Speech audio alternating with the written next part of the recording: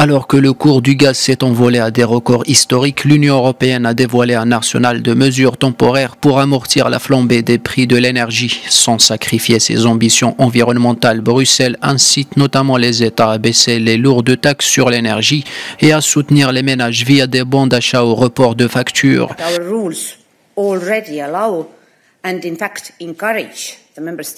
Les règles de l'Union européenne encouragent les États membres à agir directement. Ils peuvent apporter un soutien financier aux consommateurs vulnérables à travers une somme forfaitaire ou bien en émettant des bons d'achat.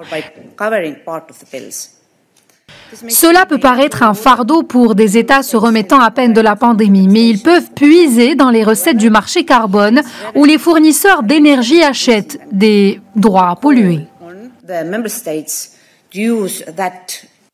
Selon la Commission, la forte hausse du cours du CO2 a permis aux États membres d'engranger au total 26,3 milliards d'euros de recettes sur les 9 premiers mois de 2021. La Russie, accusée de ne pas augmenter suffisamment ses livraisons à l'Europe, a jugé très important d'apporter une solution à la crise. Rejetant toute responsabilité, le président russe s'est dit prêt à accroître ses livraisons d'or bleu.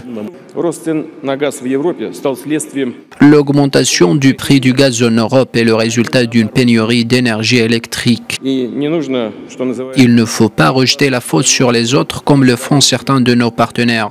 Si l'on nous demande d'augmenter encore, nous sommes prêts à augmenter encore. Nous augmenterons d'autant que nous le demanderons à nos partenaires.